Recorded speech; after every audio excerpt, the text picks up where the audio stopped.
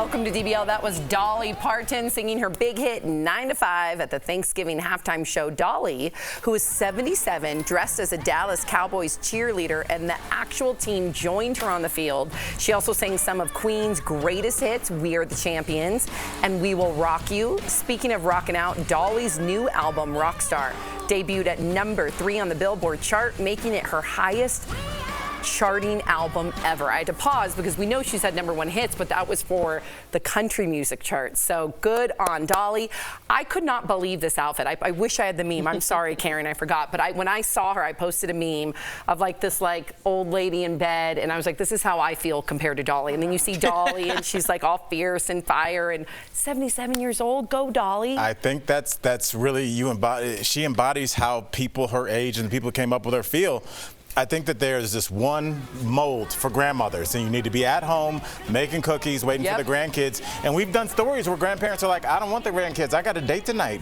I think that there's look at how the Golden Bachelor's doing. We have a new generation of older folks, older women that are like, I want to go out. That's how I feel, how Dolly looks. So shout out, I think, and that's why she resonates with so many people. Her album's proof in the pudding. I didn't know how that saying went, so I just made one up. It's pretty good. It's proof in the pocket. Proof in the pudding of the pudding pop. Okay, cards on the table. She did do a rock album, and again, you always talk about you have to evolve. Yeah. This is someone who didn't feel worthy to be nominated for the Rock and Roll Hall of Fame. So what did she do? She did a rock album, and it's her highest numbered chart album. Well, I did find it interesting that her album never reached #1 on Billboard. Right. But she also has 65 albums in her 77 years in this world. So I think that there's no right or wrong way to kind of navigate your career. Obviously, she's been with icons, being an icon herself, but the idea that she's had all of these albums and none of them have been #1, maybe it's time. Right. Good for her. What did you think? Did you see this live? Because you're a big football person. Yeah, I watched it live. I like how we put the team came on the field. They're in the locker room, hold on, Dolly's out there. Yeah. I think it was time to start the game. So they were coming out there. I don't want to throw shade, but yeah, we didn't even put that in the script. It was time to start. Come or on, maybe the team wanted to support her. I don't think 20-year-old men are going to go out and be like, let's go see Dolly and Daisy do this. I don't know that to be true. Well, I don't. I might have an inkling. But anyways, going back to what she was wearing, a lot of people criticize what she was wearing. I'm like, dude, first of all, she's not at a bake sale. She's performing on a national stage. She could wear whatever she wants. So the criticism of what she did, and 65 albums, give this woman some credit. Definitely. She's been a worker on her name. Since her teen years. Hustler. She's 77 and still rocking it. Shout out Dolly. Love Dolly. Love her. Okay, so Beyonce attended the premiere of her Renaissance concert movie looking like a silver star, you guys. Queen Bee, look at, take it in.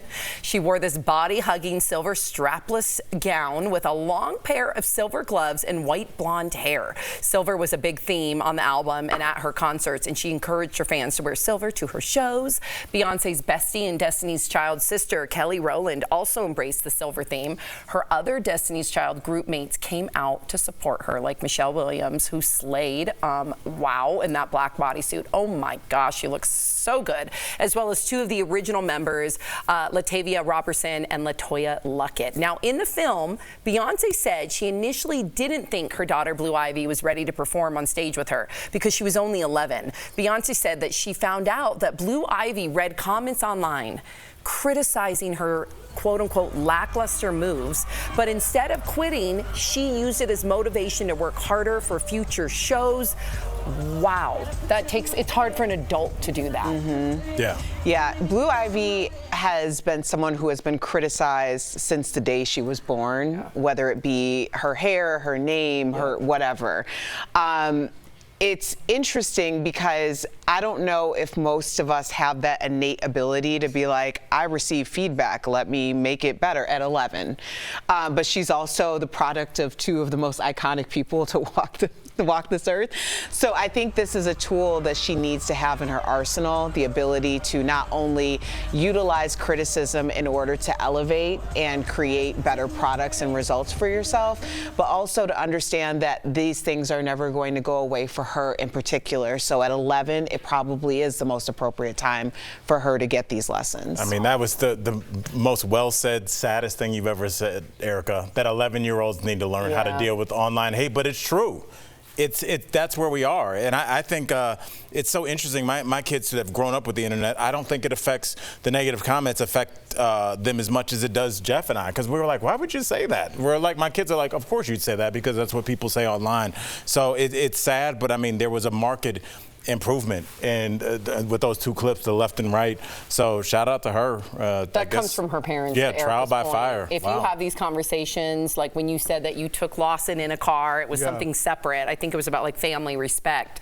You have those conversations with your kids and they absorb it. Clearly, whatever modeling Beyonce and Jay-Z has done, along with direct instruction like you have done, they do end up applying it. So I think it's a perfect example of why you need to have those conversations with your kid, number one, and number two, modeling it. Because I feel like Beyonce and Jay-Z, they must model this constantly. Yeah, it's just tough to digest at any age, let alone 11. But she's going to have to some extent, to be the person that she already is going to be when she grows up, right? And it's sad. It's sad that this world, that's what we have to teach our kids. And I have to sit down and tell them that, hey, there's people out there that hate themselves so much that they make comments about 11-year-old and a 77-year-old that earned her right in this world, but I'm going to criticize what she's wearing and I'm going to comment about an 11-year-old. Do you understand how broken and sad when she was 3? You have to be inside to comment about an 11-year-old who's performing for someone else's entertainment? Sick world, and I'm scared for my kids to grow up, but I want them to learn like Blue Ivy did,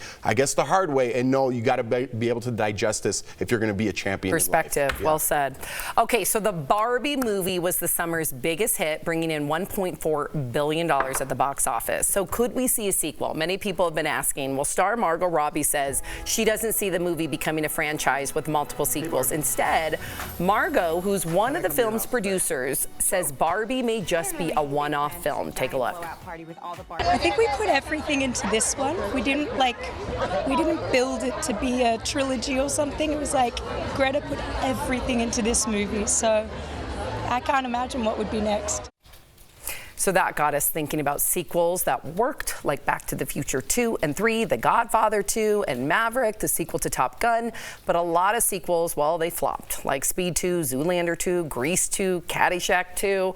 What do you guys think? And does ever a hit need a sequel?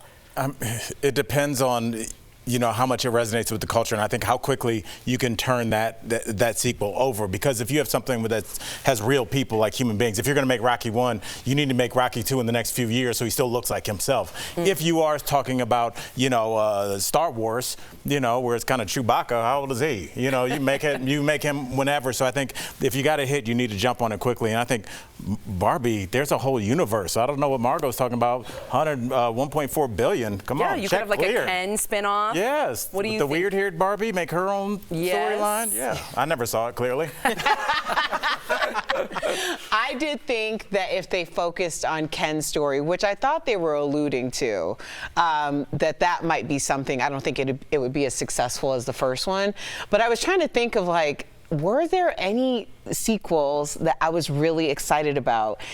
And I think I was pretty excited about the American Pie sequel. Oh. But also, I was in 2? high school. Terminator 2? It's dope. That was actually good, yeah. Yeah, I don't remember Terminator 2. I just remember going with my friends, and I was at that age where that was really important to have that bond and talk about it for weeks after when you got to school. So I do believe that American Pie 2 was a hit. That's Erica's. No, it wasn't. It was a hit for the demographic. You just can't yell it and then change the parameter. It was a hit for the people at that mall. No, it was not a hit. Go back to school and discuss it. I did not see American Pie 2 come in with that at all. No. I thought she could have said Black Panther or something.